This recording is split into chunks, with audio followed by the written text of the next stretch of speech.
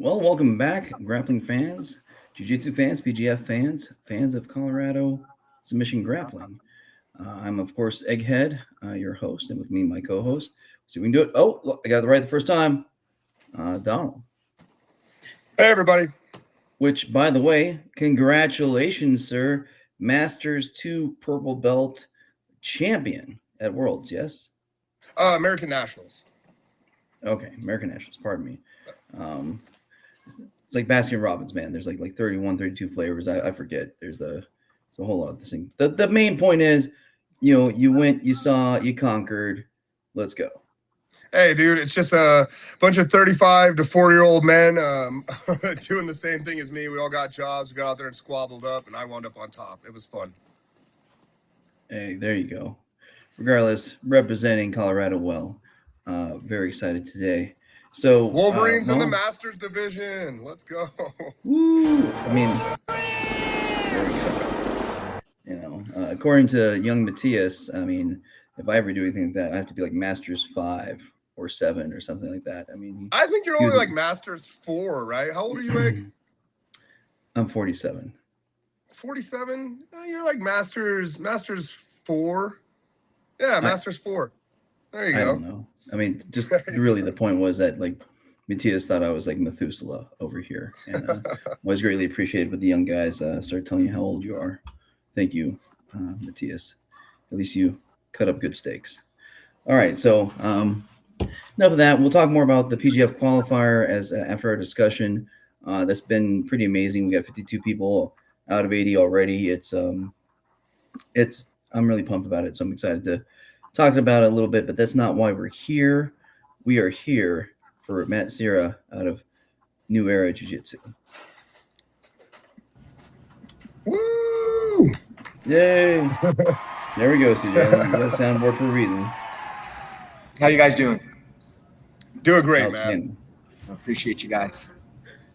Yeah, definitely. So definitely welcome aboard, and we'll get we'll get through the whole intro and everything like that. But it was just kind of really crazy. Obviously you're very well known in Colorado. I've told everyone else before. I've been Colorado resident since I've married into the state in 2004, but I've been stationed away for 20 years. So, and pardon me, sometimes I mumble, but I just saw this youth submission grappling thing going on. I'm like, man, that is really, really cool, and I want to talk about it more. But Wolverine started talking to you about that, and like, oh man, I'm such a dummy because you messaged us, and well, here's another dirty secret. The Colorado Wolverines Instagram is run by a triumvirate, if you will, of CJ, me, and Donald. And so a lot of times I'm told to stay off because I'm the old man and I don't know algorithms, and I'm supposed to stay away from the new cool guy stuff like these guys handle. But I was bummed because like we just missed the sponsorship deadline. I'm like, okay, we'll figure something out. And well, again, here that's perhaps an amuse-bouche or a teaser, if you will, of that topic that we're going to get to. Oh well, there we go. Already getting some love out there. Good stuff. Yeah, so I guess it was really cool to hear from you guys. Despite the deadline and everything like that, I think what you guys are doing is the future of jiu-jitsu in regards to the adult system. I love the idea of having the teams per state. I think Colorado's a big sports state already when you talk about the teams we have here, and then you start grouping things in. And I think the jiu-jitsu community here is pretty big, and if we could just figure out a way to gather around a singular team and kind of cheer for the Colorado guys, then I mean it's kind of a win-win for everybody if you think about it. And then the next up, youth submission grappling, hopefully these are the kids of your future, and hopefully these are the kids that are getting a call from Donald later on in a few years asking them if they want on the big show with you guys. Yeah, definitely love it. I think I sent in our messages. Actually, I'm back out here again 10 years later. But when CJ was in 6th and 7th grade, we were out here. No, 7th and 8th grade, we were out here in California near Oceanside, and their Pop Warner team, the high school team kind of treats the Pop Warner team like their field team or their farm ball teams, like an MLB. So it was really, really cool. They gave us lots of support, and we wore. So a lot of people ask me if I coach football at the Oceanside High School. I'm like, no, this is from when I coached my son at Pop Warner. So again, I think that could be a really great opportunity to just kind of funnel up, through the ages. Give the kids an idea of what could be possible, and give them some people to look up to, and it should be a lot of fun. Yeah, I think those bleacher years for our kids, they go by pretty fast. You start talking about like some of the more traditional things like soccer or baseball or football or any of those mainstream sports, and the people who support those things, I mean, they pour so much into it. They pour so much into their children, and I think if we could get that same type of effort and love from parents and support systems into the jiu-jitsu community, then it can change a bunch of different things. And you start looking at some of the tournaments now that are out there for these kids, or even for adults, and they all have something unique. Naga has like swords and mini belts, and Grappling Industries has round robin formats, so you have like the best matches there, things like that. So the kids kind of they bounce around from rule set to rule set, looking for these different like benefits and like cool marks of a good show, things like that. So when they see you guys and they see like the officialness of the merch, and they see the couches, and they see all the work you guys are pouring into it, maybe not like the 10 and under group, at least the majority of them, but for sure, you got a lot of like our teenagers, our 14, our 15-year-olds, the JJs, the AJs, like all these up and coming kids are really excited about the potential of being able to compete for the Colorado Wolverines. And it's not like I wouldn't necessarily call it a carrot to dangle, because if you say to dangle a carrot, it feels like that's something that's just put in front of you. It's unattainable, but it's just put in front of you to motivate you. And there's something about the Colorado Wolverines that feels like anybody can be a part of it, as long as you just put your heart into your effort and your training. No, definitely love that, and we've already seen the PGF so much success. I think for 2024, because ADCC has like their adult version or divisions, but they also have their youth. And it was wild that we had the number one, 17 and under, winner in one weight class. The next weight class down, and the next weight class down, we had the runner up. We're all on season 8 of the PGF. That is really cool. So that Bless you. The time from when they're 15 and 16 until when they could be on the PGF, man, it's only a matter of years if they're getting that hard training, that hard competition, and training at altitude like you do at all Colorado. It's only going to help. But we've already, we kind of buried the lead a little bit here. We need to learn a little bit more about you. So Donald, obviously, you know Matt. You met him a long time ago. Can you give us a little bit? Yeah, roll back. Wrangle it in, guys. I get a little excited. Wrangle it in. We're gonna be all right. Well, let's just introduce everybody to the guests. So this is Matt Serra. He's the owner of New Era Jiu-Jitsu. It's a Tom DeBlas affiliate. Definitely a staple in the community. I met Matt right about the time I moved here almost 3 years ago. Great guy, excellent gym owner. Has a bunch of dogs that train under him, notably D'Anthony Muniz. Correct? Did I say that right? Muniz. Yeah, Muniz. Colorado's most famously infamous black belt. Go ahead and give it up for Matt Serra with New Era Jiu-Jitsu, everybody. Nobody knows me. Nobody knows me. All your little things you guys, the kickers you got running at the bottom, it's all misleading to people.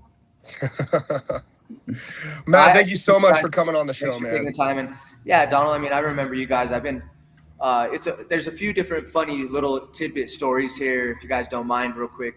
I know we're trying to get away from the topic of the youth submission grappling, but it was actually Donald who motivated me to make that final push. He actually reached out to me for the princess bracket. Do you remember that, Donald? You reached out to me?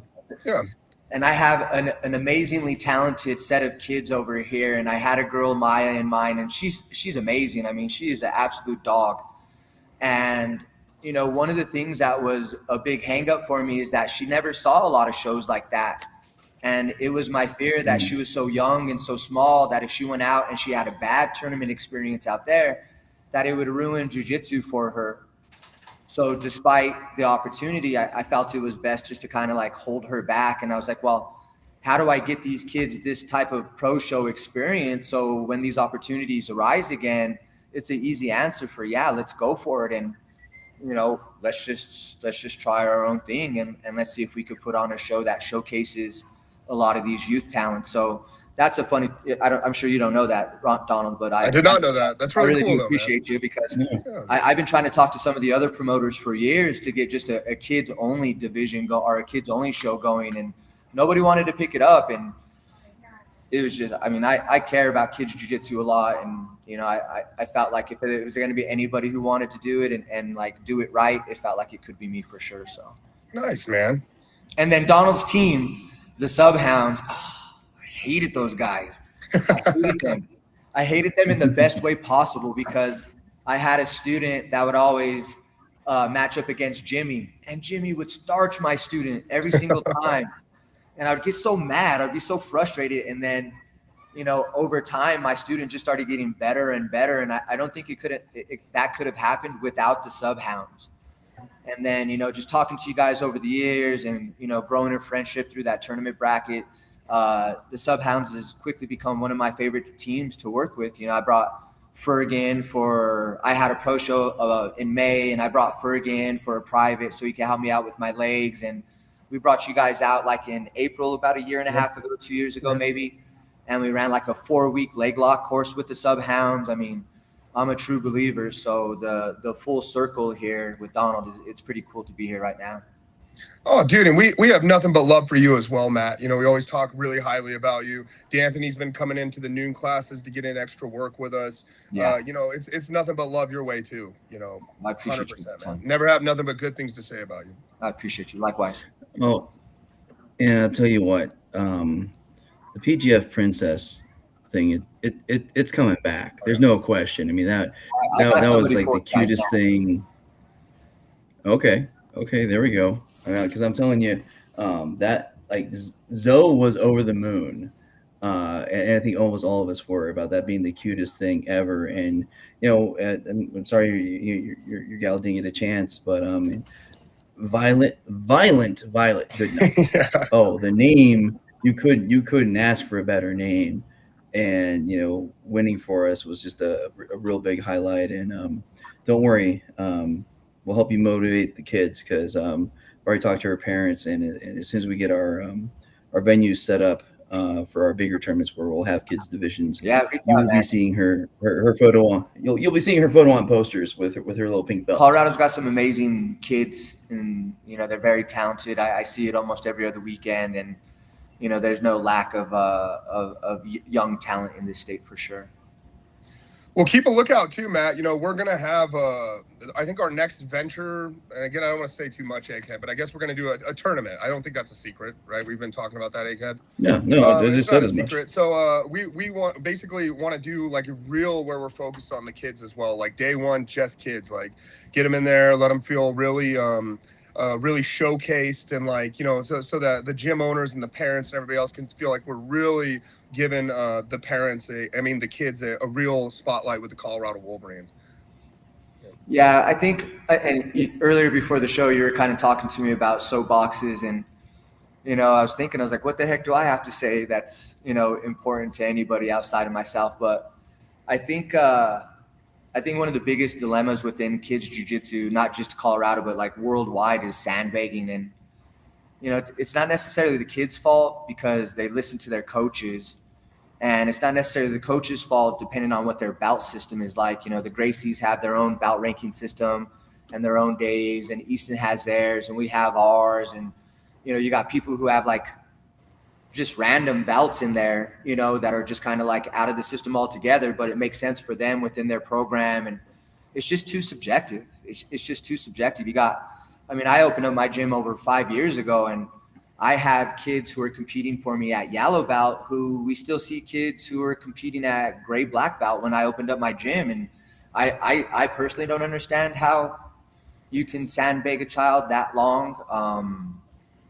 Maybe the parents didn't want to test. Maybe, I don't know. I really don't know. But when it comes to youth jiu-jitsu, I think that a lot you'll get a lot more better matches. And this is what we're trying to do too, based off years of experience instead of just that belt color.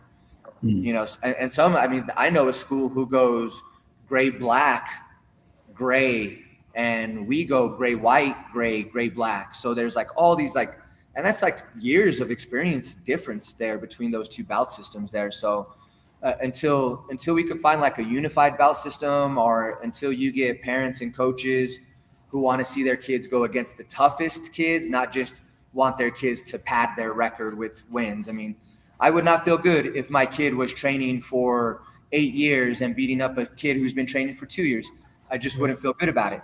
My daughter is the highest ranking student in my gym. She's an orange white belt, and she didn't even get the competition bug until her yellow belt.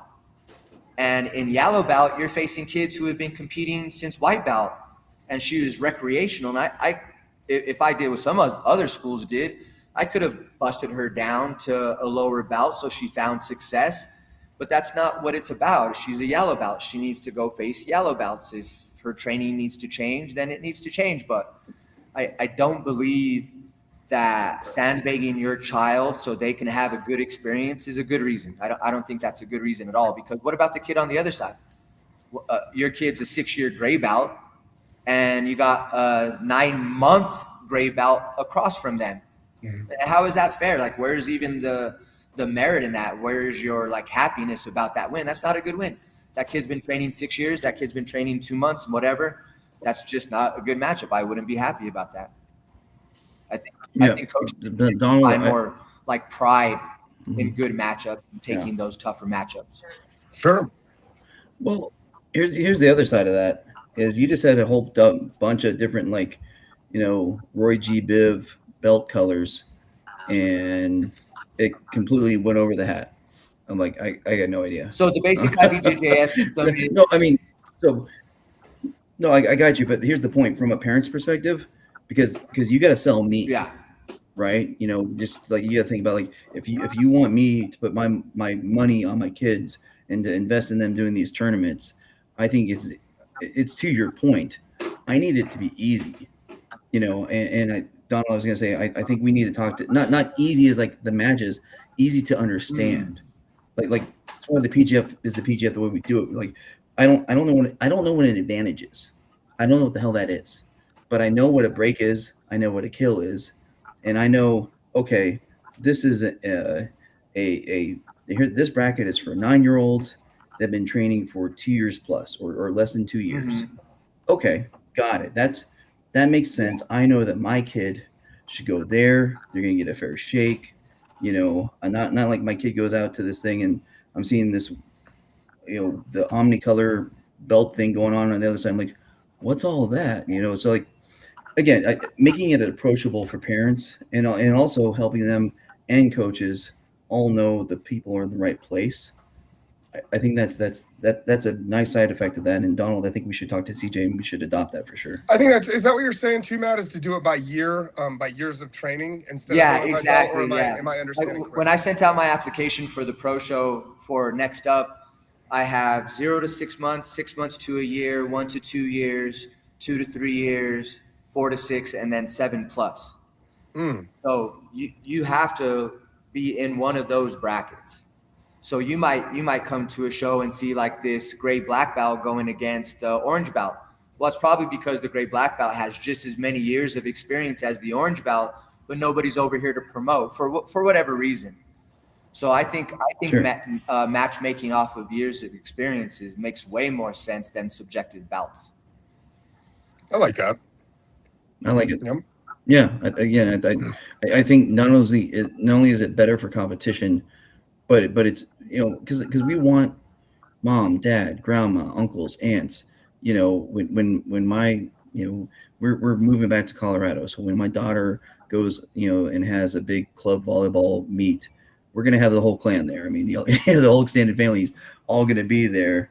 And the easier it is for us all to understand things, the more it's going to be more fun for us to support, et cetera. And the same thing, I imagine. And that's what we want out of jiu-jitsu. It's like, hey, I want your grandparents there. I want your, you know, uncles, aunts, cousins, you know, and if it's easy for them to understand, the better. Sometimes you just So, set your kids up love it. for failure and for heartbreak, and you just don't know it.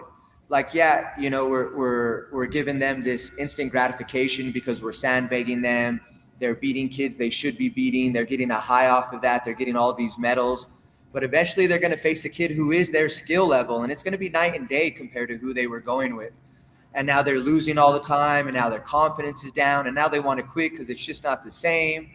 It should have never been that easy to begin with. I mean, jiu-jitsu by design is a very difficult art to master and get into and stay into long term. And I think looking for results, looking for team placement, looking for medals, it's just providing the wrong type of feeling at the wrong type of time. Like, I think people should grind. They should have to go into it and understand that if I want to get better, I got to go expose where I'm not good at. And when you got all these schools and these people sandbagging, you're just never giving yourself a chance to see where you suck at because you're afraid for somebody to see that you lost, or you're afraid to see that your team's not ranked in the top 10 for whatever the reason is. But I think it's probably one of the biggest epidemics in competition right now is sandbagging. I think it's a great attitude. And again, I come from the aperture of researching people for the PGF.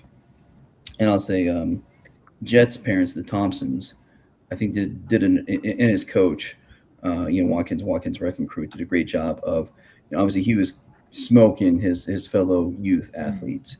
And so they early on got him involved in, okay, you can go to youth, but you're also going to do adult division. And so when he came time to just flip over straight to adult, he wasn't all of a sudden just facing like people as good as him. No, he'd been facing them for years. Yeah. And so he kept going. It's such a big difference maker. I got a couple teams who are really good, and I can keep them in the kids program and let them run over everybody in the kids program. But where are they going to grow from there? So now they take the kids and the adults class, and they sharpen their teeth against the kids, and they get beat up by the adults, and it's just like this just perfect storm of learning for the kids who are really into it. 100%. And these kids are smoking. It's like the opposite now in some ways. Like Jet, some of these other kids, their coaches are finding harder matches. They're not like seeing this kid just run through the divisions and be like, oh man, we're so great, let's just keep doing this. They're like, this is just a little bit too easy. Let's go search out the harder match. Let's go search out the harder tournaments, and let's really see what we're about. And, I think anybody or any team who competes with that type of mind frame is my kind of people for sure. Well, I mean, and the problem is too, is like, this is great. I love this chat. I think that's awesome. I think we definitely should look into instituting that as well, Egghead, when we do the kids tournament too. But, I mean, let's be real too, man. It's the parents and the coaches that are problems as well. Not to throw too much shade, but it's like I've reffed a lot. I've done a lot of refereeing, for local tournaments, and I've reffed kids and stuff. And the people who give me the worst problems are the parents and the coaches of the kids. It's like, dude, we're at a local Naga, like, and you're putting this kid against like what you're talking about too is I've seen these like insanely one-sided matches. And it's like, and you're arguing with me the whole time. And it's like, dude, how is this kid getting anything out of this? Yeah, what has been – they're getting a medal, and then their team are getting first points. And the whole competition scene, though, is kind of the same, though, guys, because if you look at ADCC and in particular the kids, you'll see a lot of kids registering for divisions that aren't theirs. What they're doing is they're searching out divisions that have like one or two kids. So that way, even if they don't win, they still get points. And enough points at the end of the season gets them the invite to Worlds. To the big one. So you can go literally lose every single tournament as long as you're playing the game and earning your points, you're going to get invited, which sucks because there's kids out there who are in their true division with monsters and killers.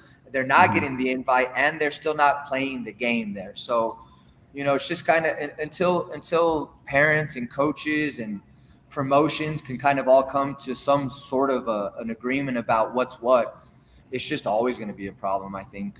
I think it's just, at least in a big format where you got like, over 200, 300 competitors. If it's like a little small home gym, or you guys do a pro show, or CJJC does a pro show, or Seth comes back and does a pro show, it's easier to be managed on those smaller levels. But bigger tournaments, I mean, what is a promoter supposed to do? Go through all 500 registrations, look at all the records of the prior competitors, and it's not feasible. I think it's Naga. Naga has something in their rules that says if you win your division, the next time they're in town, you need to register for the division above you. But who does that? Who does that? Yeah. Nobody does it. I'm telling you, I've seen kids in the same belt for 5 years. How is that possible? I don't understand it. I just don't understand how it's feasible. How is that helping the kid? They're getting wins, they're racking up, but you're telling me this kid's going to be a gray belt till he's 15? That's crazy. Yeah. Sorry. Well, Donald, that's great.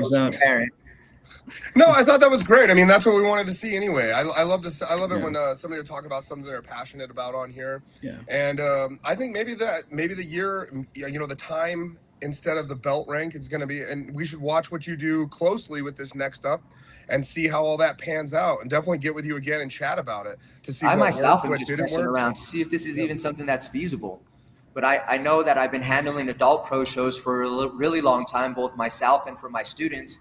And sometimes you got an adult who will sell like 1 or 2 tickets to a buddy, if that.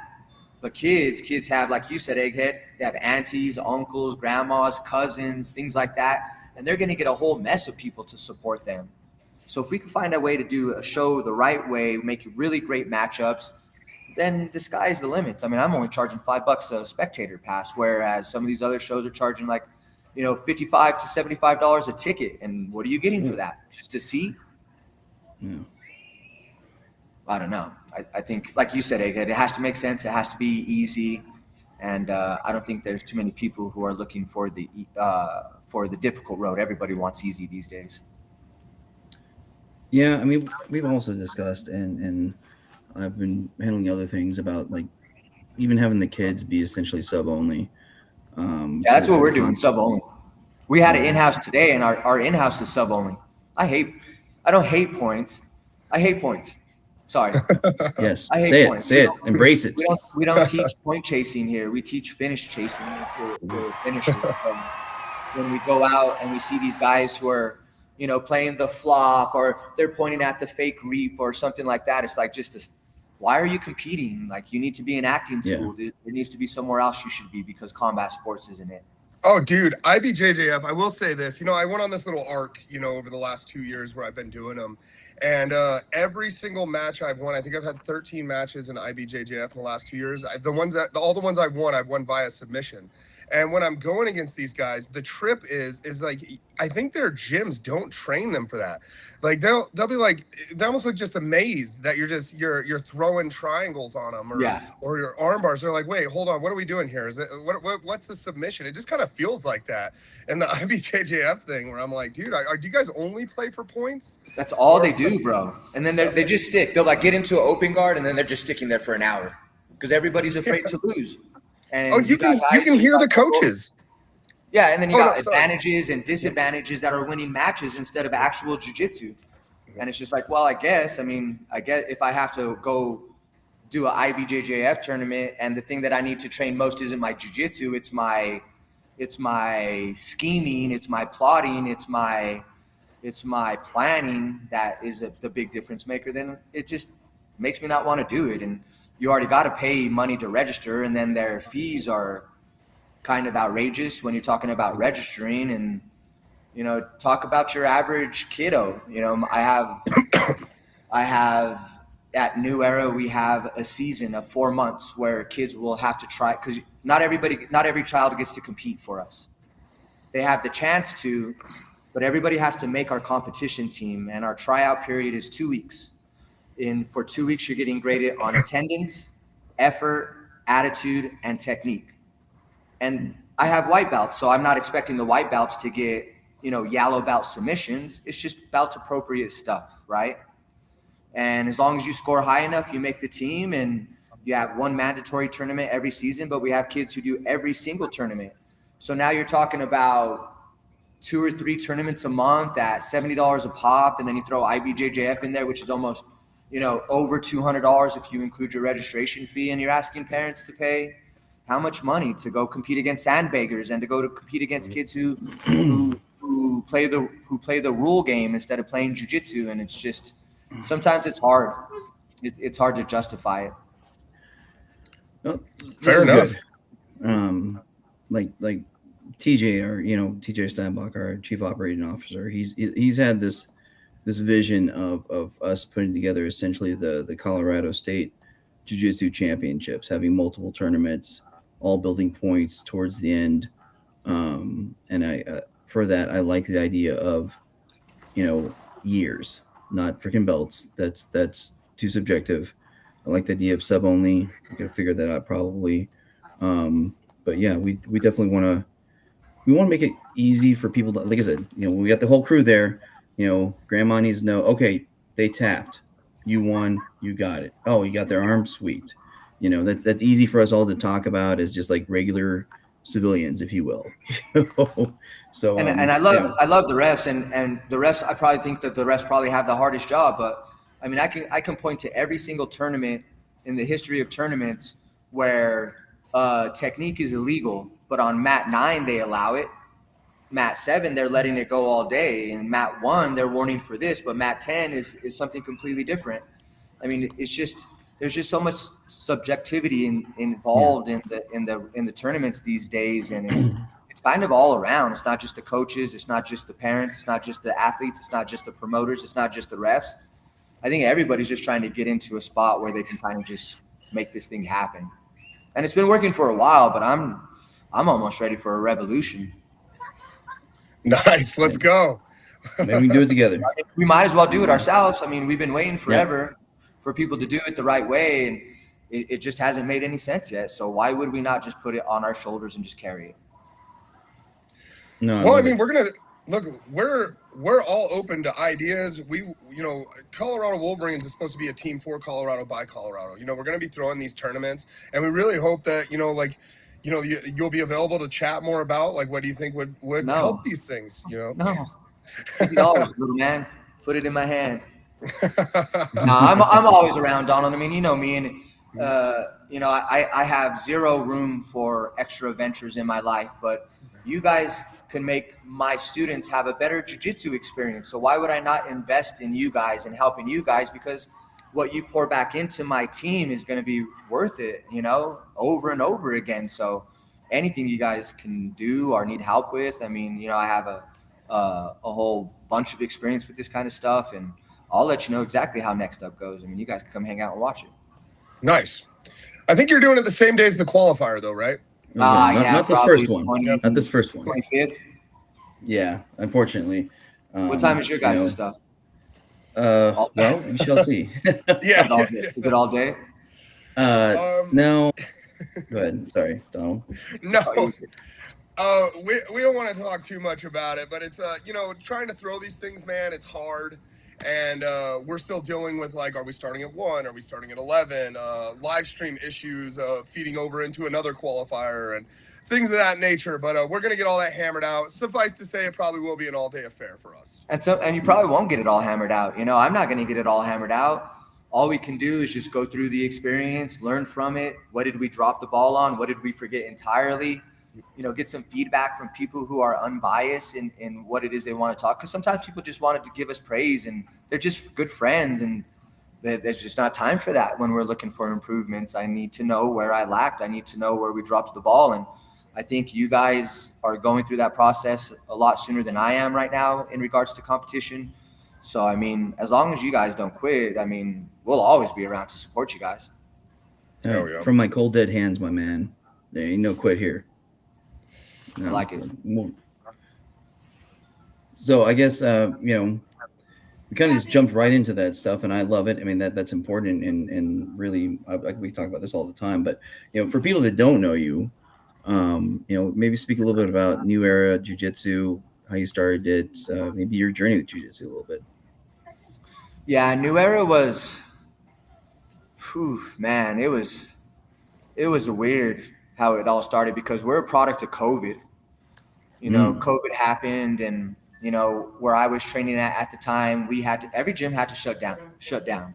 Every gym had to shut down, and we did shut down. We had 2,000 square feet of extra mat, and we cut it up into 10 by 10 sections, and we sold it to our members. And I was running Zoom classes on Facebook every day during COVID. And not just one class, I had 4. We had 5:30 a.m. death day, which was just a conditioning. We had noon, we had 2 kids classes, and then we had a night adult class. So it was business as usual for us during COVID and my family. And my son trained jiu-jitsu, so he would be my demonstration partner. My wife was she was my demonstration partner. And then we started noticing that gyms had to start closing their doors because of COVID. And it was really sad. I mean, it was sad to see people give up on their dreams because of an illness. But on the other side of that, it's like, well, these people have to go somewhere. You know, they're still going to want to do jiu-jitsu. They're still going to want to train. Now would be a really great time to give them a place to train. So we got the gym ready, I think, in 4 weeks, 5 weeks. And it was just me, my wife, my 4 kids, some family members, and we painted and we laid the floor and we did everything ourselves. And it was a run. I mean, we sprinted to the finish line. We opened up the gym without even having wall pads on the wall because COVID had impacted shipping so bad that our floor pads came in before our wall pads. So New Era started out like out of that. So it was kind of already like starting from a crazy place, but it's been really amazing. You know, I was a media guy before I was a jiu-jitsu guy, and I really only started jiu-jitsu because I needed some perspective when I was interviewing these fighters. And I'd walk into weigh-in rooms, and you know, I was cage side for UFC events, and I would look around and I was like, literally, like, everybody here could beat me up. Like I'd look, that woman could beat me up, that kid could beat me up, this guy could beat me up. And so I just started training just so I could sound more educated when I was doing the media stuff. And you know, some stuff went down with the radio show, and it was unfortunate, and it pushed me all the way into jiu-jitsu, which ended up being something that I loved a million times more than media. So, you know, it was a good blessing for that to fall through for me. But yeah, I think jiu-jitsu is a sport where you have to get really good at failing, and I failed a bunch before I even got into jiu-jitsu. I worked call centers for 14 years, and Oof. I was working a plumbing job, and I was doing commercial cleaning stuff. And, you know, I'm able to like look at all those little things and who I am today. And they all had an impact on me. The customer service, the call centers suck, bro. The call centers are the worst. The politics, the people, the potlucks, the drama, the drinking every night of the week with your team. But I don't think I would be anything of what I am as a business owner without what I learned customer service wise from the call center. So tons of advantages came from that call center, regardless of how much I hated it. The cleaning companies taught me I had to do stuff that I didn't want to do. If I wanted a paycheck, you have to do your job. There's really nothing you can do to get around that. So even though I wasn't doing jiu-jitsu since I was a kid, I've been failing since I was a kid. So when I started failing jiu-jitsu, this was nothing new to me. I'd already been failing forever. So it didn't really matter to me if I'm still not that good at jiu-jitsu, and I'm very blessed to have this life. But in a nutshell, Matt Sierra is just a guy who loves his family, loves God, and I'm very fortunate and blessed to have a community around me of people who believe in me more than I believe in myself. What an interesting way to put that, man. I'm going to remember that. I really like that. What a nugget there. You know, I learned to fail before jiu-jitsu. So I was an expert at it, bro. I was a black belt in failure before I even knew what a rear naked choke was, you know? It's so true, though. You know what I mean? Like it's the people who come into jiu-jitsu with this inflated ego, or the classic I see red and I'll win every fight and stuff like that. But you know, I was pretty up there too as a failure heading into jiu-jitsu. And so it was simple to me, you know, to like come in there and just, oh man, like you have to fail to be this guy, to be that guy who's kicking my ass. I have to fail, and I'm going to have to continue to fail. And if you're not okay with failure, you're never going to be good at jiu-jitsu. Just a fascinating point, man. I really like how you put that. Thank you. Yeah, it is really a strong point. And I try to instill that in our students here, from the kids to the adults. I mean, you're just going to fail a ton, man, here in life, at work, in your friendships, in your relationships. And the more you fail, the more durable you just become. And eventually that failure doesn't even faze you anymore. It's just like, what's next? Yeah, 100%. Will you tell us a bit more about, so you were in media, fascinating all on its own. You wound up wanting to connect more with the fighters, so got into jiu-jitsu, started your gym during an insanely volatile time to start a gym, and here you are still kicking it. How has that journey continued to shape you and shape your gym? I mean, as a business owner. We've been really blessed. I'm a firm believer of hanging around people who can elevate you. I don't believe in hanging around people who don't have higher goals than me. And I have mentors and I have people that I work with who are doing vastly better than me in life, mostly in the sense of business. I'm very happy with my personal life, and I don't think I could be doing any better with my family or my wife as far as the setting I'm in there. But I've always believed in putting people in your circle that can help you and help you grow. And I've had a lot of great minds around me throughout this time. And, I have a lot of honest people who will keep it real with me. And I think that's really important. I do have people who they're really nice. And again, like I said earlier, they'll tell you everything is okay. Oh, you're great. You're this, you're that, but I'm not. And it's not always great. And it is hard sometimes. And it's hard to be around people who are always telling you it's okay when you know it's not. Like, I need to have a conversation with a guy who knows it's not okay and has experience in it not being okay, and he's going to help me clear this. So I think as long as I can keep people like that around me, I'll just continue to grow into this school, into my place. I mean, I'm not the final version of me. I don't think this gym is the final version of New Era, and I don't have any contentment right now. I'm not satisfied. I act and I feel like I just started 2 years ago. And every time I see gym owners from other schools, I always tell myself, and maybe it's not right, maybe it's not a good thing to tell myself, but they don't think you belong. Nobody believes you that you belong here. And I always just kind of have a little bit of a chip on my shoulder because it's done well for me. But I don't know. I mean, I guess one of the best things that I can ask for is just for the people who don't believe me or believe in me, just to kind of continue to not believe in me. The people who doubt me, please just continue to doubt me, because I say a bunch of mean, horrible stuff about me, and there's not anything else that these other guys or other people can say that I'm not already saying about myself. But it's just something that's extra motivating when other people doubt you. You doubt yourself for sure, but when I get wind that other people doubt me, it makes it a little funner, Nice. And I totally relate to you on needing people that push back. That's why I married a Latina.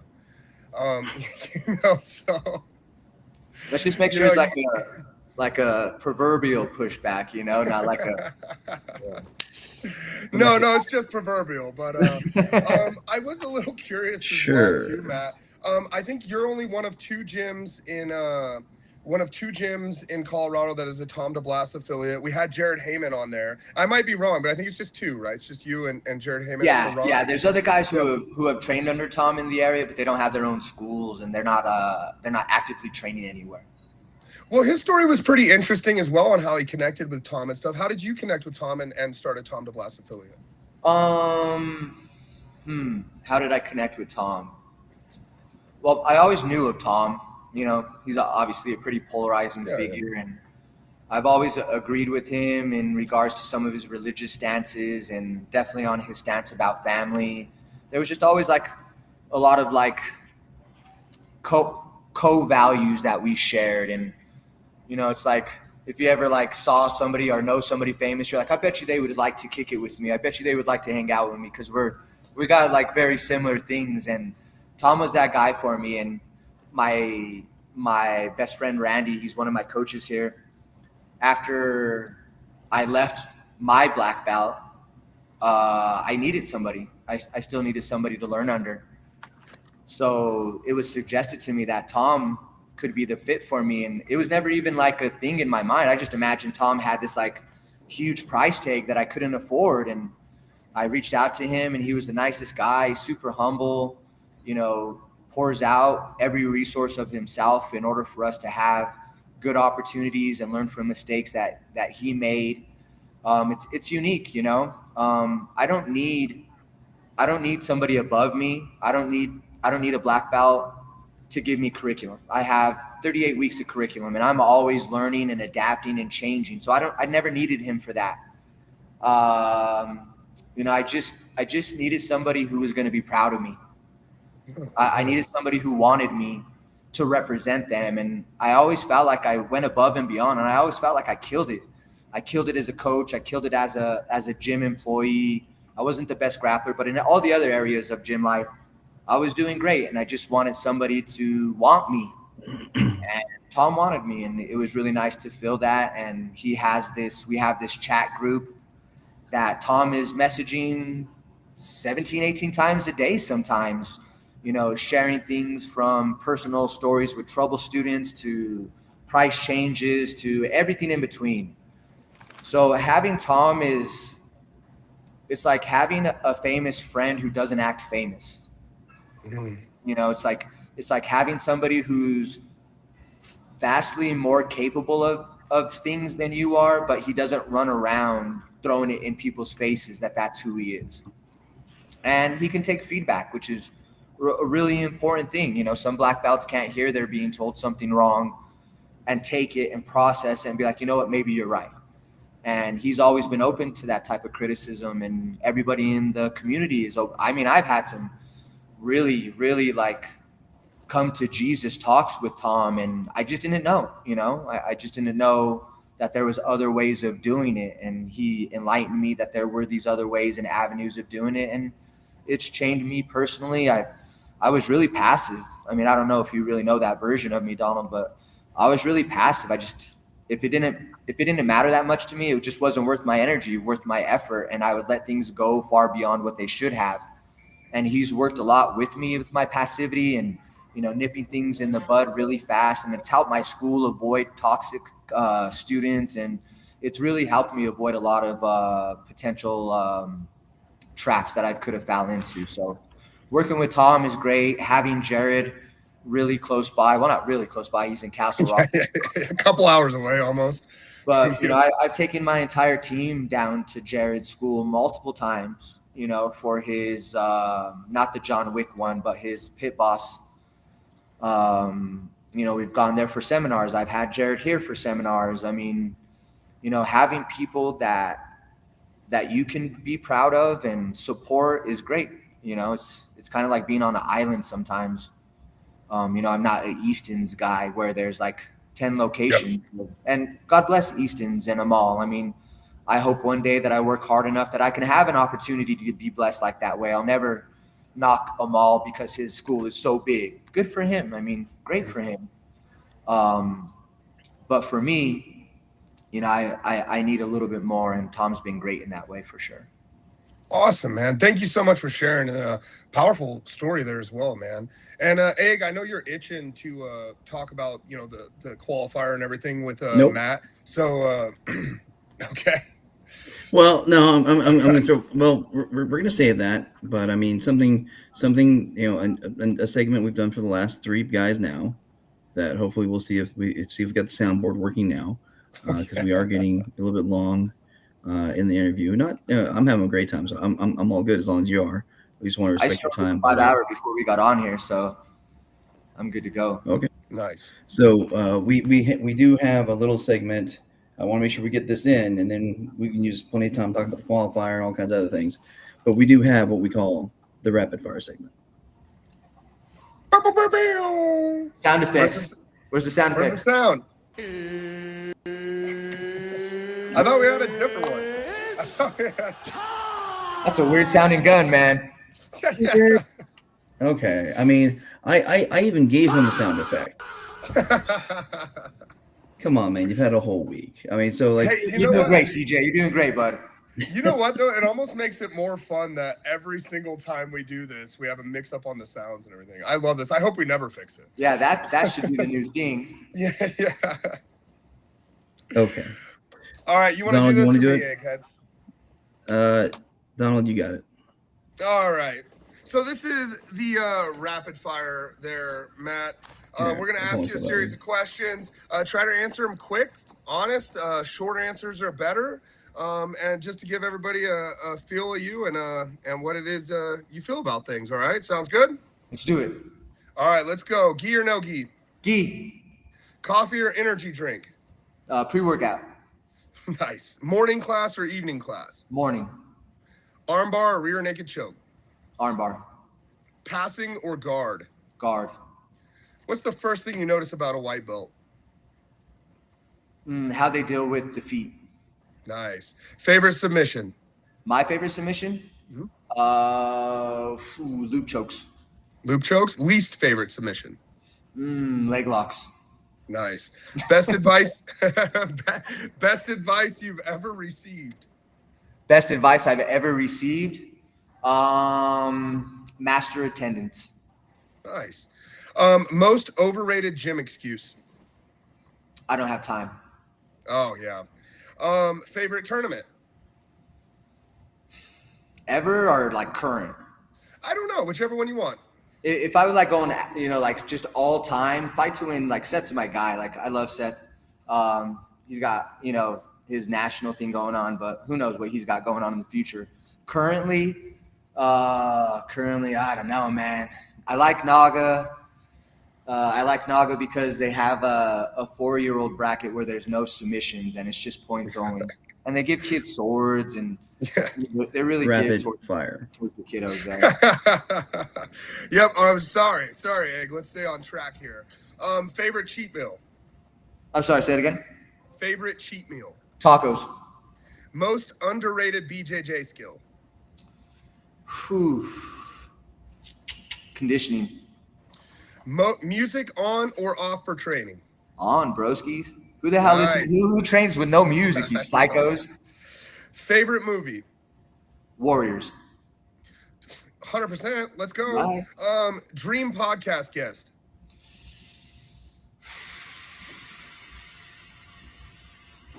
Dream podcast. Anybody. Oh man, that's a hard one. Pee Wee Herman. Nice. One athlete you'd love to coach. Ooh. One athlete. All my athletes. Nice. If you weren't in never mind. Sorry. This one was a messed up question. Describe new era in one word. Family. Describe Tom DeBlas in one word. Family. Describe Donald in one word. Extended family. Nice. I didn't write these questions. It's all right. Describe the Colorado Wolverines in one word. Future. Nice. Oh, Hey, yeah. congratulations. You've survived the rapid fire. I made it. Only thing I won today. Huh? That's the only thing I won today. No. That's okay. With all the failure, it'll make you stronger. Yeah, for the yeah. victory. Feeling, I don't get it. No, we want to do that. I think it's fun. It just gives us a brief insight into folks. I mean, obviously I picked up real quick like the gi, arm bar, a lot of very traditional things going in there. Yeah, I think my jiu-jitsu is pretty traditional with like some weird flair to it. Like some I got old school jiu-jitsu with a lot of modern twists. I love guard. I love open guard, bottom guard, half guard, butterfly guard. I mean, I just love guard. Matt's got some sneaky meta jiu-jitsu in there. I've rolled with Matt before. It's not all traditional jiu-jitsu. I poke people in the eye. You get one I mean, illegal worse than blow. John You get Jones. one warning. You're not going to just disqualify you from one thing. So you get one good illegal blow that's going to impact them the rest of the round, and then it's just exactly, stealing, bro. Throwing an oblique kick. Yeah, right. I don't know how to John kick Jones sure. 101 right there. All right. So I guess getting back to kind of both of our future and the future is now endeavors. How'd you first learn about the PGF and the Wolverines? I heard about the PGF first on Instagram, social media a while ago. Maybe like 2 years ago. This is like, I'm not sad to admit it, but some people won't necessarily agree that I'm like this. But for the longest of time, if the jiu-jitsu wasn't in the building that I'm in, then I really didn't worry about it. When I was coming up and I was grinding my way to black belt, I was just focused on me and the students, my teammates, people within my own gym. I didn't really like take the time to go like learn from Danaher online or find out who the next phenom was. It feels like it's just too much. You ever find a video game you really want to try, but then the instructions for the game are like just overwhelming. You just put it to the side. Following jiu-jitsu is kind of like that for me. There's just so many names and so many talents and so many schools. It's just a lot to keep up with. And I kind of have my own place that I had to keep up with. So, when when I heard of PGF doing the sports thing or doing the team thing, I always thought it was an amazing game plan. I heard of the quintet type of format, and I've seen people put teams together in that way, but to have like a team that practices together, that travels together, that competes against different states, that was always intriguing to me. And then when they announced the Colorado Wolverines were coming, I was upset for one, because I was too old and too much crying for me to do it. But I was really excited that I can, D'Anthony's got goals of competing outside of the regional type of shows here. And I got other people who have aspirations of doing really big things. And I think PGF could be not only a gateway to those great things, but could be the great thing itself. So when I found out that you guys were here for us, it was almost kind of like winning the lottery in some ways, because now we have another place that we can look to elevate our students to.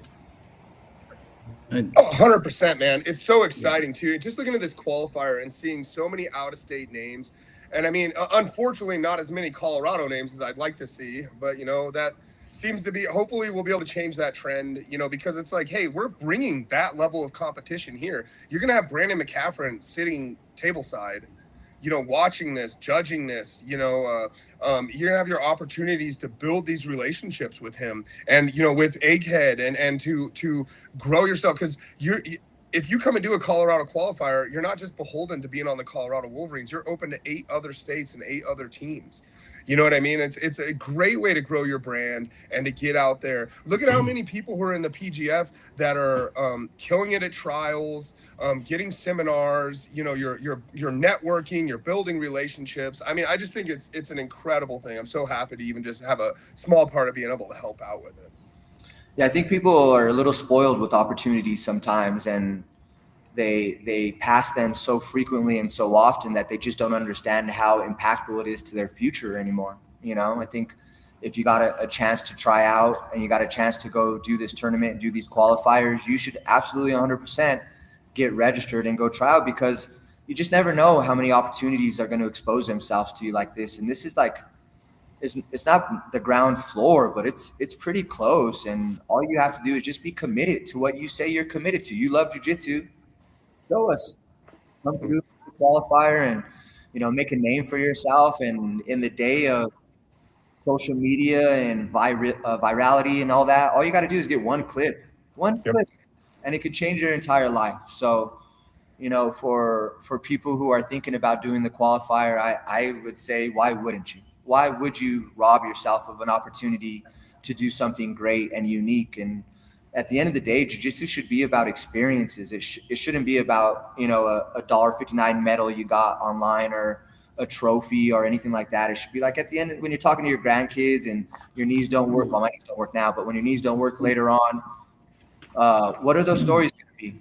Are they going to be about Naga and Grappling Industries? Or are they going to be about PGF efforts, Oh, 100%, man. I mean, I've gone into tournaments I had no business being in. When I did the CJJC, I've gone against 2 UFC black belts.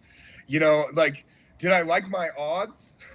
Not so much, but I got to go against them. You know what I mean? And that was cool. It was fine. I lost both those matches, but I've got those memories, and I got the poster.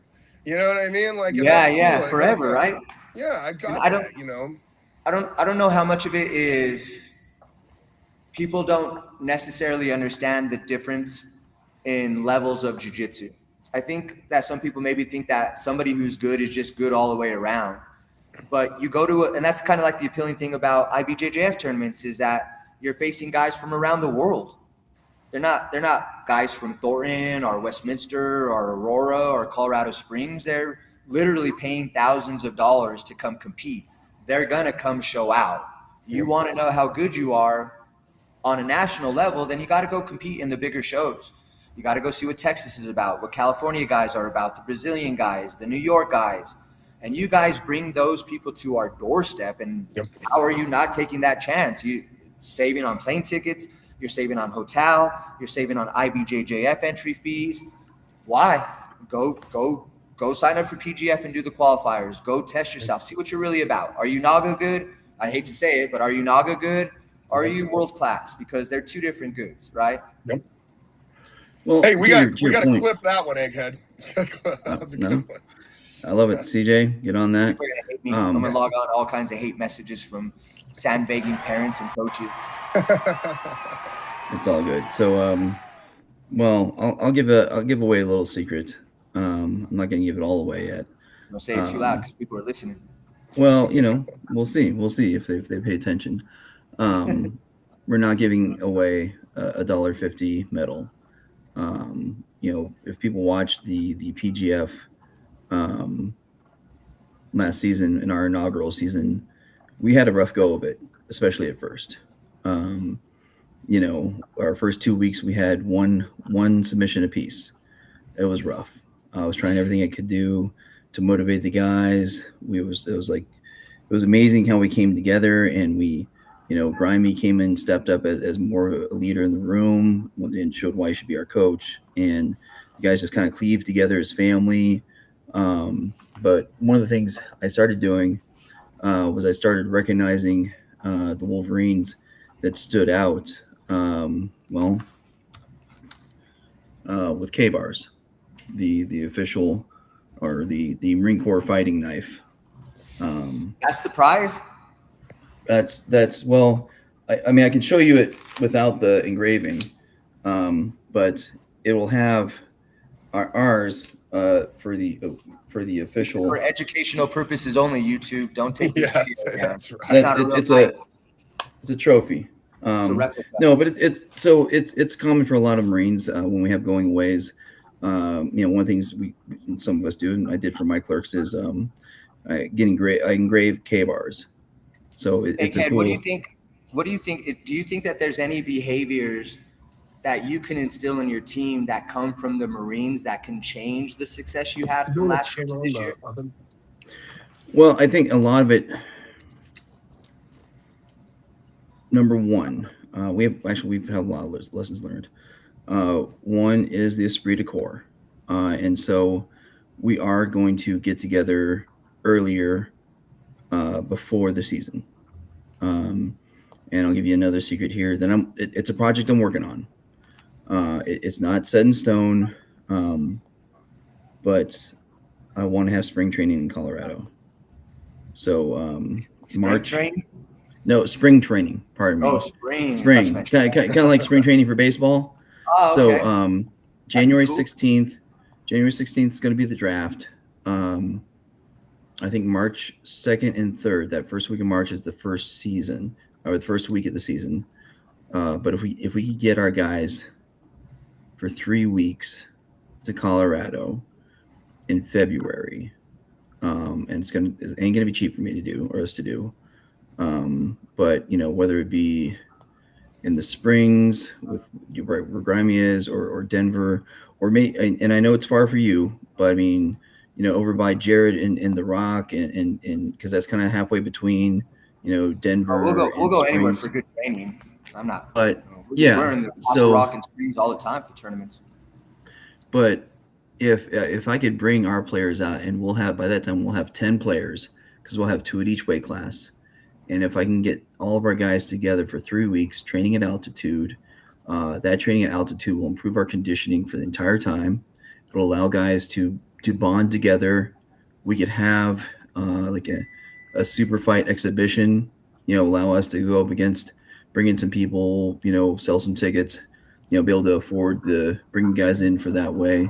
Maybe do a seminar, maybe a nice seminar, maybe some kids event as well. I mean, there's a lot of opportunities. So then we could raise money for your team. And that'll help with like traveling expenses and things like that. Yeah, but at the same time, like to really bring the team with the fans of Colorado, because a lot of times we are bringing a lot of people from different states, and it's all in Vegas.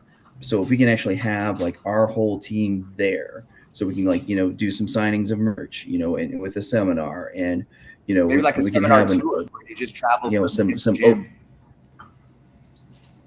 Have some open training sessions at different gyms, like, because we're gonna have a gym affiliate program. Like, okay, if you're a gym affiliate, we're gonna have one of our trainings at your gym, and your guys can come watch, and maybe let the gym owners also pick the people they think are appropriate to train with the guys. Because you just want any random dude walking off the street.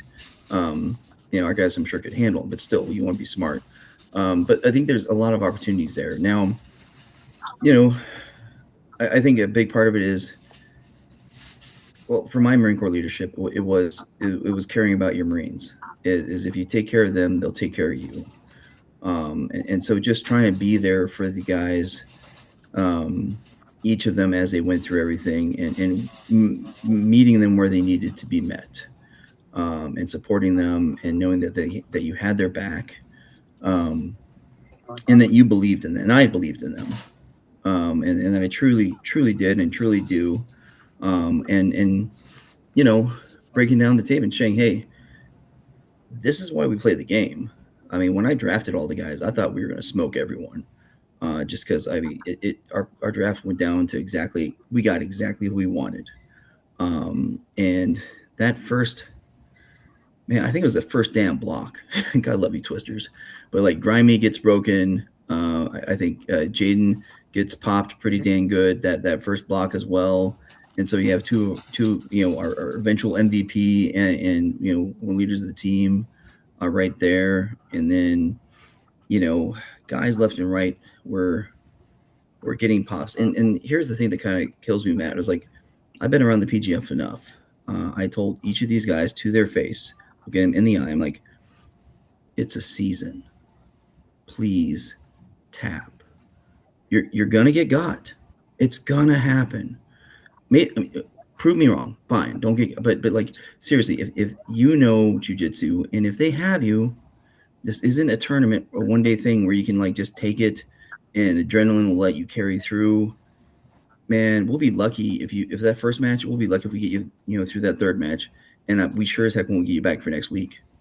So, you know, just a lot of things that if we just have more time together, and Grimy with multiple seasons of experience, they can listen to that guy that's been there, done that. I mean, I'm a guy that's been on the commentary booth and written about this and now been an owner, so I see it, but I think they'll hear it differently from him.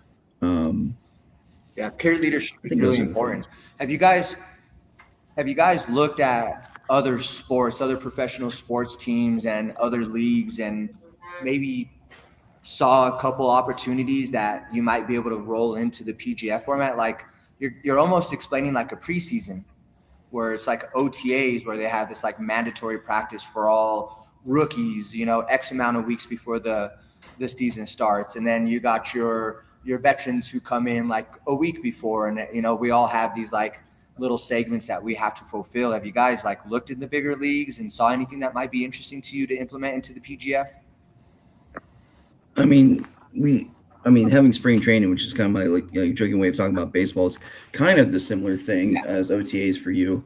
But here's also the sneaky little thing is that there's not a ton of money in jiu-jitsu yet. We're working on it. You know, every season we're doing better by these guys. So like last season was the first season that every team provided housing. I mean, that, believe it or not, that's the first time, because like a lot of places don't, you know, a lot of competitions don't give you housing. Every team had an Airbnb for their people. We had 5 starters that we drafted and 2 backups. The 2 backups, they did not get a salary unless they actually got in for a match, and then they got whatever that person they took over's place, whatever they got paid for that, you know, where they stepped in and worked for, and it hurt, but like. I didn't have the, you know, the budget to really pay these guys that are still there for all these weeks unless they played, because I had just so much allotted for salary of matches. We are changing that this season. We're going to have 8 teams, but everybody that's on the roster is going to get paid. So again, we're every season we're making it better for the players. And so if I do spring training, one, there's no way in heck I'm going to do it without making sure they got a place, you know, housing. And also, if I'm asking them to be away from their families and from their work for 3 weeks, I got to find a way to compensate them. So, Egg, they can all stay at your house, brother. Yeah, why not? I will let you tell the wife that. And I'm surprised she hasn't already started throwing things from upstairs. No, but you know, I want to do this. I think it's going to be amazing. I think we're going to try to get a lot of Colorado guys on our team, so that definitely help. Yeah. With that, rough, right? And so again, passion projects are rough. Yeah. I mean, so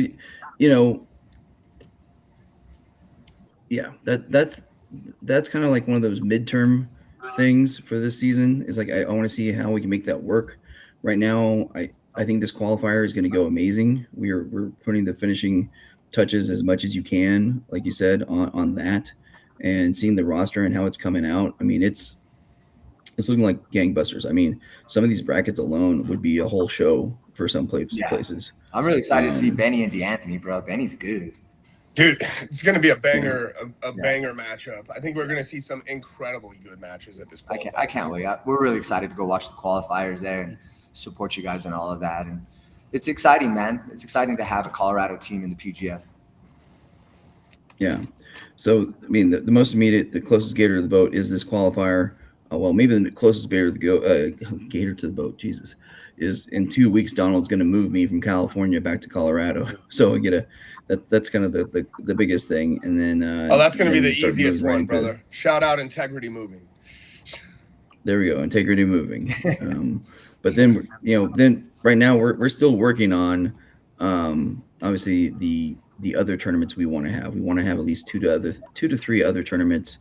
More where we can have like the kids divisions and the ladies, and get everyone involved, and that'll also help with economics of it, and then hopefully spring training. And anyways, sorry, I think we've gone over the hour. I think your smaller tournaments will go a long ways in helping Colorado people support you guys, because now they have a connection to you guys, whereas if they're just seeing you guys on TV, it's just a bunch of guys that nobody knows. And what we know about jiu-jitsu culture and the casual about it, if it's not somebody from their team, then they're really not paying attention to it for any reason.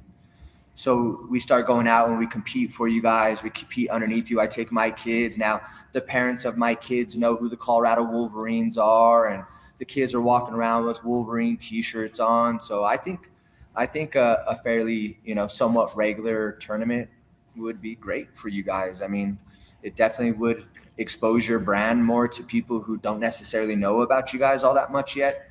But if you could put a good tournament on, I mean, it might end up being more profitable than your PGF team. The Colorado's dying right now for good jiu-jitsu tournaments, and it's just, I don't know what the saving grace is. It could be you guys. I mean, I'm hopeful that it's you guys, but I think any additional tournaments you do, that you'll have the support of New Era and all of our students for sure. Thank you, Matt. And when you see a guy was talking about with a cowboy hat and a leather jacket like that, brother, there's no quitting him, dude. We're gonna be throwing some tournaments. He's not even wearing pants though. He likes to see him all dressed up. This guy's got pants on right now. Nope, it's hot out here. Yeah. So, but here's kind of a neat thing about this, Matt. So you're talking about some of the problems you have in some of the more institutionalized events. We're new, ground floor. You got things you want to see, make it happen. When I became a leader in the Marine Corps, I told myself I'm gonna be the leader that the Marines needed. I'm gonna make sure I don't do all that stupid crap that I saw, where all the Marines got screwed up by people in the past that were short-sighted. I'm going to take care of them. And so, I always told all the guys, like, I didn't say this to them because that wasn't a joke back then, but like, for jiu-jitsu, I might be the 20-pound brain, but like, I'm not the smartest man in the room. You have way more experience with this stuff than me. You know things I don't know. You see things I don't see. You have experience that is hard earned, and you know the way that things should be because you've seen how things have played out before. And if you want to see things done the right way, tell me how to do it the right way. I'll do it. I can follow orders. I've been Marine for 23 years. Marine for over 20. Yeah, no, man. I mean, those all sound like really good attributes for a school or for a team for sure. Oh yeah, I will never have a school, man. Donald, what do you think about the level of pressure? Because you're a high level competitor. You're somebody I would consider a high level competitor. High-ish.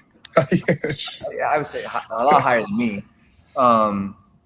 when you look at a group of young guys who see this as such a unique opportunity, how do you get them to just send it? How do you get them to cut loose and give it everything they got? Because I would be a little worried about like losing and risking losing my opportunity to play for the whole season or next season or whatever. Like, how do you get guys just to kind of like just let it go, just send it? Don't worry about failing. Don't worry about how big of an opportunity this is. How do you get them just to cut loose?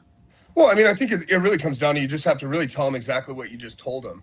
It's a lot of the times we get to talk to some of the younger guys on the team. We've got some absolute dogs, and you got like Sabian and all them. You just got to tell them, look, man, because I found that over worrying about these tournaments before I would go to them would cause me to have abysmal performances. Whereas if I just put in the work and I realized that, hey, man, I'm not defined by whether or not I win or lose this. What does bother me, what does define me is when I don't perform to at least the best of my ability and then lose. Those are the only times that I actually feel bad for myself. And I still do that from time to time. I mean, that's some stuff that, I don't know if I'll ever be able to completely figure it out. But just telling these guys too, and the cool thing about, the PGF and the Colorado Wolverines, we're going to have multiple qualifiers. Come in full send, man. If you lose first round, if you lose exciting, people are still noticing you. People are watching you. And you're going to have your chance to full send against some of the best guys in the country. We've got some excellent athletes coming in. I mean, at 205, we got in Brandon George from New Way. Is it New Wave now? No, it's Kingsway now. Sorry, it's Kingsway now. But you know what I mean? Like, you got an opportunity to go out there and full send against that guy. Just do it. You lose, okay. At least put on an excellent match. You know where you stand against somebody like that, and you can work on those issues in the gym and at future tournaments. And the next qualifier will come. You'll have another opportunity to send it again. Sounds like some good advice. Hey man, you'll hear it too, and they'll hear it if they come at the rules meeting. This is part jiu-jitsu tournament. This is part, freaking American Idol. You need to show that you're exciting, that you're fun. I mean, it's like the Spartan said, you either come back with your shield or on it. I'd rather you go full send, even if you lose, because you know what? I'm be like, that guy is fun, and I'm be looking for his name for the next qualifier. Yeah, and we might not have as much time as we'd like this one, because we're going to run kind of into some Aussies having the qualifier too because of time zones. But if we have a chance and I see somebody that's exciting as can be that loses, so he doesn't get an advance, if we get some extra time and that guy's still around, we might just find another match for that guy just to see what else he's got. Yeah. Because sometimes you go full send, but you just end up against the number one guy in the first round. Is like, oh, damn. And I'll tell you what, if we did that at Las Vegas qualifier, was it last year? Yeah, it was the year before last. Because me and Matt Elkins, he's the owner or one of the owners of the Alabama Twisters. We were both the commentators for that one, and we did like 4 or 5 matches. We're like, hey, I want to see those guys. You guys go against each other. And none of those guys made the season. And also, pardon me, Matt. And so just since we're here, there's a number of ways to make the PGF. One, if you win our qualifier, you are guaranteed to be eligible for the draft. That's besides a cool K-bar, $250. You're eligible for the draft for the PGF. Now, what you're also doing is you're also showing out in front of 8 different team owners, and every team can sign one person for each of the 5 weight classes before we even get to the draft. So you're gonna have like all kinds of people that might be looking for, oh, I need somebody that weight class. I want to see more about that guy, and they might start talking to you, and maybe it's us, maybe it's our friends, the Phenoms or the Twisters or St. Louis Outlaws. I mean, or you go get drafted, and that's awesome. Or if none of those happen, there's also an opportunity out there. I'll save that one. There might be an opportunity for people to still be a part of the team. Well, I'll save that part. One thing is this: as long as you do a qualifier, you are eligible to be a replacement because of injury. So I mean, last season we lost 2 guys. I had Anakin, and he's like, okay, Dave, I was expecting this call. Paid for his ticket. He flew out to Vegas and he trained with us the whole time. He ended up, guys healed up enough that he didn't get a match, but he was still out there training with the team the entire time. Anakin's And he had an incredible experience. You know what I mean? He had such a cool, and for any athlete who could actually wind up out there because of an injury, maybe not even get to compete. You know, Anakin got to spend like 6 weeks training with Jaden Groner, Grimy. I mean, all these guys. I mean, any young up and coming athlete would love that opportunity. You know, yeah, it's a pretty good benefit. Yeah, and they're not just training with their team. Some of the teams are making sure that they don't allow their guys to cross train. I call BS on that. If you're in Vegas for 6 weeks, you can train with you will train with our guys. But you know, if you want to go train at 10th Floor in Las Vegas with those killers, if you want to go train at a different gym, you know, in your off time and just see some different people, why the heck would I ever stop you? You know, I love go forth, do great things. I think cross training's huge. Yeah. So. Well, boys, speaking of Latinas, I apologize. Yeah, Donald's getting tripped on. Yeah. I gotta go. Yeah. Oh, but thank you so much. Matt, sorry. Sorry, Donald, close it up, or at least ask him where to find him, where people can sign up or watch his stuff. Let's go. Oh no, absolutely. Hey, Matt, where can people find you? Where can they train with you? Instagram handles, all that other good stuff. Shout out the tournament. You can always train with me at New Era Jiu-Jitsu in North Glen.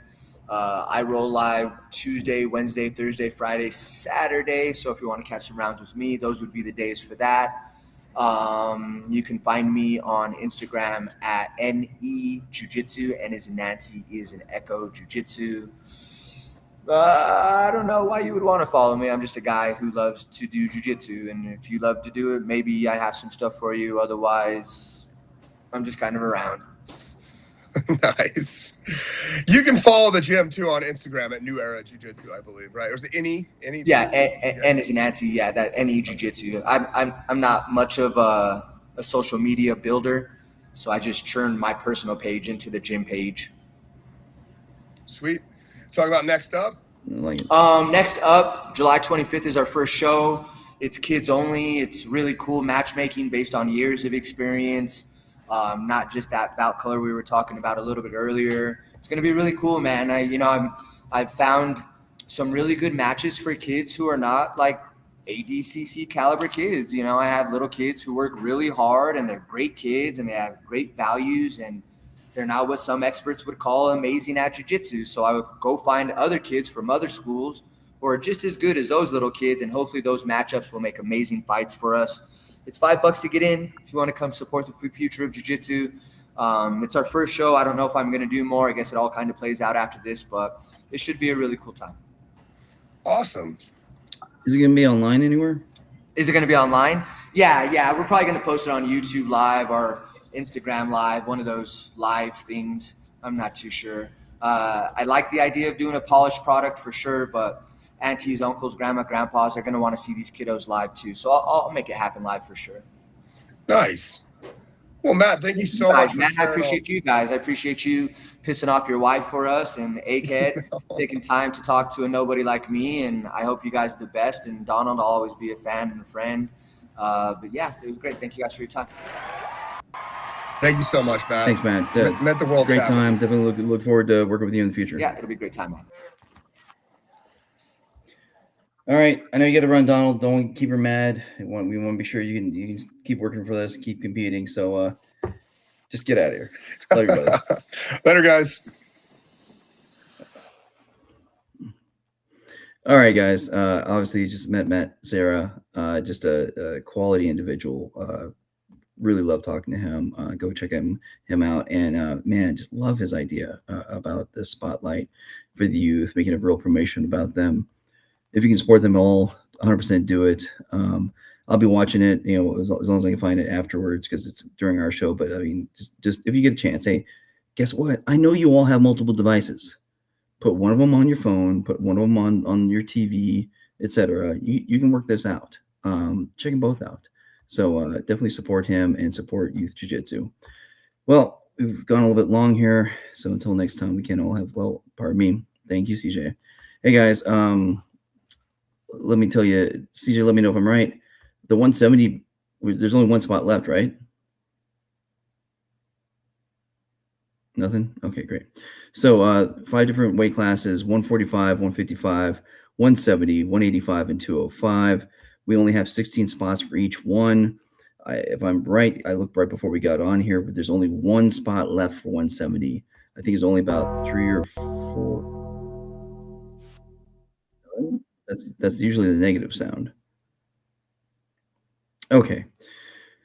Tell you what, follow the QR code, find out for yourself. It's filling up fast. It's going to be amazing. It's going to be live on YouTube and PGF's YouTube and PGF's Kick, and it's going to be all over the place. It's going to be fun. We got to go. We don't have to all have 20-pound brains, but I'll do my best to help you out with that. See you next week.